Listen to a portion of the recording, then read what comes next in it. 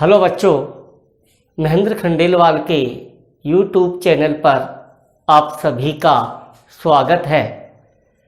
Last video में मैंने आपको नवीन चिन्ह परिपाटी के बारे में बताया था, तो मैं एक बार उसका दोहरान करता हूँ। गोलीय दर्पण में सभी दूरियां मूल बिंदु ध्रुव से मापी जाती है। दूसरी बात, आपतित प्रकाश की दिशा में अर्थात ध्रुव के दाईं ओर मापी गई दूरियां धनात्मक होती है और आपतित प्रकाश की दिशा के विपरीत अर्थात ध्रुव के बाईं ओर की दूरियां ऋणात्मक होती हैं। मुख्य अक्ष के लंबवत ऊपर की दूरियां धनात्मक और मुख्य अक्ष के नीचे की दूरियां ऋणात्मक मानी जाती हैं और वस्तु को सदैव हम बाईं ओर रखते हैं और इस प्रकार से हम अवतल और उत्तल की जो परिस्थितियां हैं उसको देखते हैं। तो नवीन चिन्ह परिपाटी के अनुसार अवतल दर्पण के लिए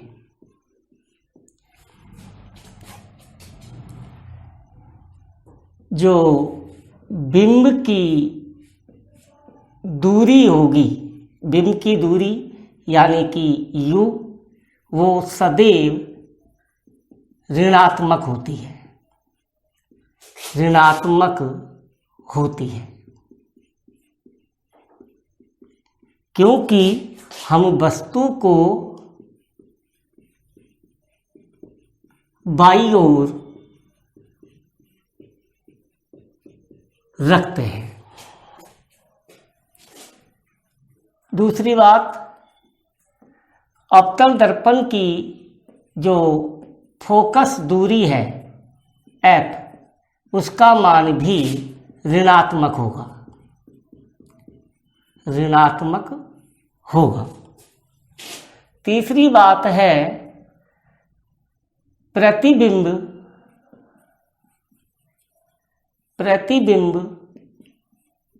की दूरी यानी कि b, वो भी ऋणात्मक होगी। दर्पण की जो वक्रता त्रिज्या होती है वो भी ऋणात्मक होगी, वो भी ऋणात्मक होगी।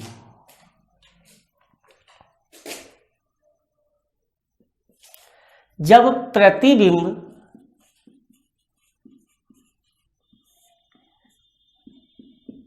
वास्तविक और उल्टा होगा तो प्रतिबिंब मूल बिंदु के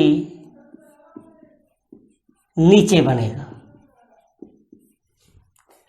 और जब प्रतिबिंब आभासी और सीधा होगा तो ये मुख्य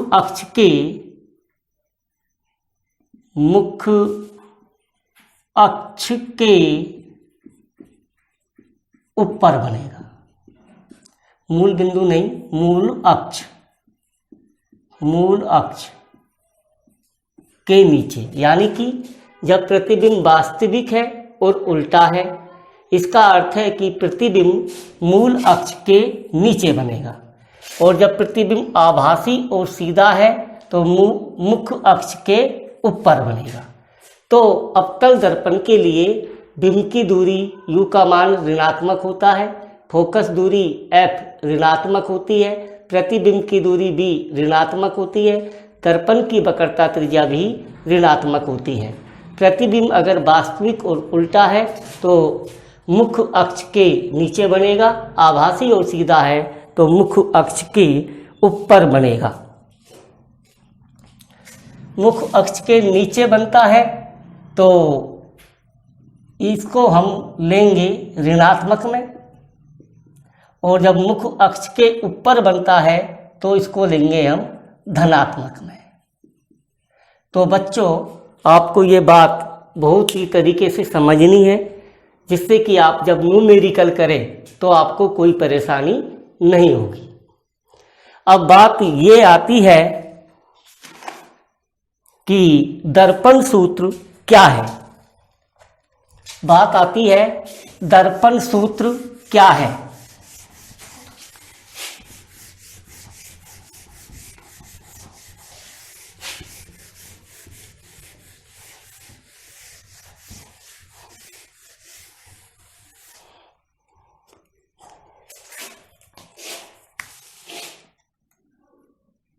दर्पण सूत्र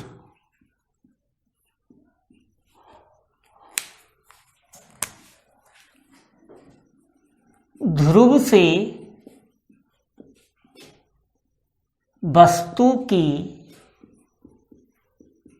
दूरी को u के द्वारा व्यक्त किया जाता है। ध्रुव से प्रतिबिंब की दूरी को b के द्वारा और दर्पण की फोकस दूरी को f के द्वारा व्यक्त किया जाए तो इन तीनों राशियों में जो संबंध होता है उसे हम दर्पण सूत्र कहते हैं।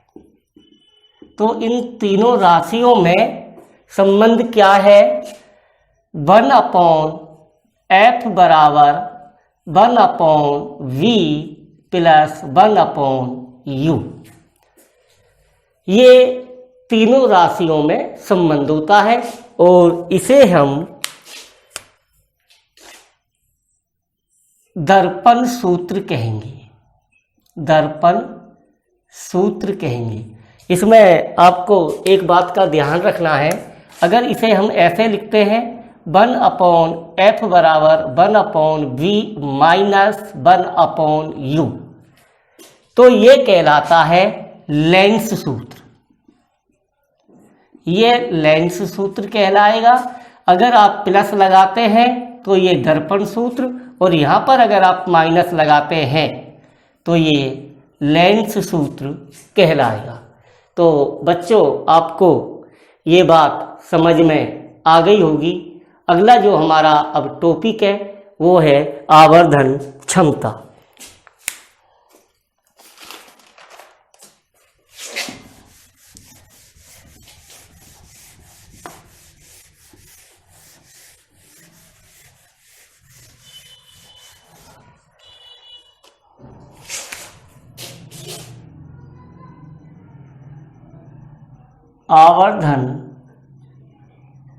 आवर्धनता।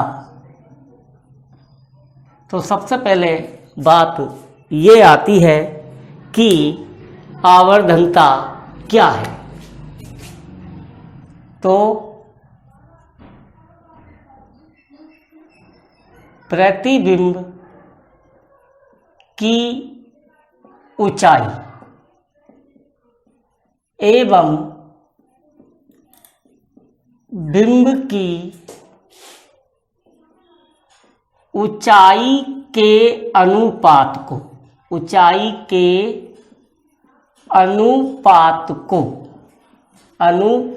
को हम आवर्धनता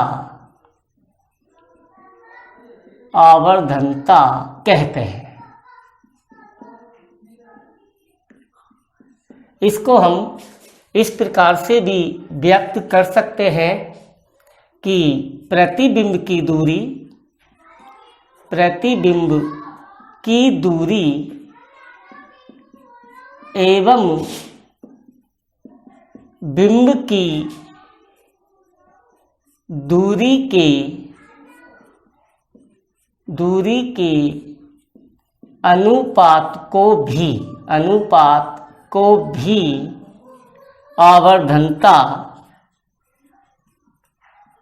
आवर्धनता कहा जाता है। तो बच्चों, प्रतिबिंब की ऊंचाई और बिंब की ऊंचाई के अनुपात को आवर्धनता कहते हैं। यानी कि प्रतिबिंब की ऊंचाई और बिंब की ऊंचाई का जो अनुपात होता है उसे आवर्धनता कहते हैं। इसको हम इस प्रकार से भी प्रदर्शित कर सकते हैं कि प्रतिबिंब की दूरी व बिंब की दूरी के अनुपात को भी आवर्धनता कहा जाता है।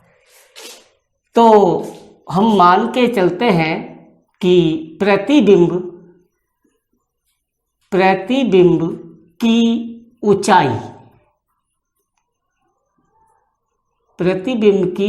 ऊंचाई को हम मान के चलते हैं h1 और बिंब की ऊंचाई को हम h कहते हैं। तो उसकी आवर्धनता होगी आवर्धनता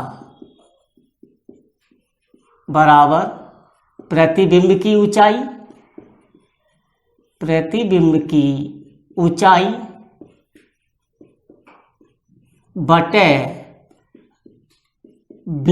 की ऊंचाई।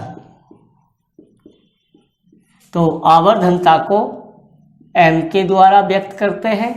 प्रतिबिंब की ऊंचाई को हमने माना है h1 और बिंब की ऊंचाई को माना है हमने h। तो m बराबर आ गया h1/h। अब हम प्रतिबिंब की दूरी और बिंब की दूरी के रूप में इसे प्रदर्शित करेंगे। तो m बराबर हो जाएगा -b/u। अगर हम प्रतिबिंब की दूरी और बिंब की दूरी का अनुपात का ऋणात्मक लें तो वो आवर्धन क्षमता के बराबर होता है। तो हम इन दोनों सूत्रों को मिलाने पर m बराबर हो जाएगा h1/h बराबर -b/u। ये बात आ गई। तो m बराबर आ गया h1/h बराबर -b/u। अब बात ये आती है, अगर m का मान धनात्मक है, अगर हमारा m का मान धनात्मक होता है तो प्रतिबिंब आभासी होगा,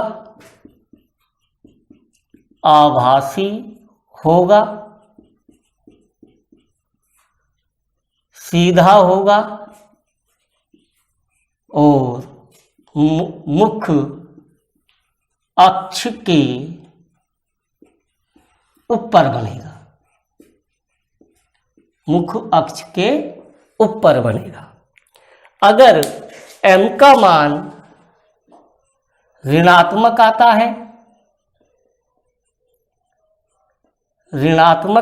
है तो प्रतिबिंब वास्तविक होगा, उल्टा होगा और मुख्य अक्ष के नीचे बनेगा, मुख्य अक्ष के नीचे बनेगा।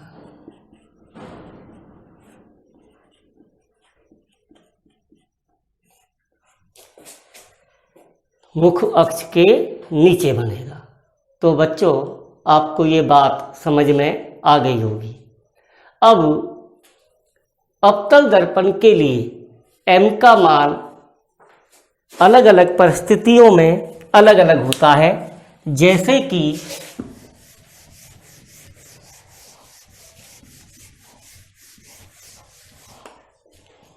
जैसे कि m का मान है ऋणात्मक और v ग्रेटर देन है u की। m का मान ऋणात्मक है और b का मान u से अधिक है, यानी कि प्रतिबिंब बिंब से बड़ा है। तो इस स्थिति में प्रतिबिंब कैसा बनेगा? वास्तविक बनेगा,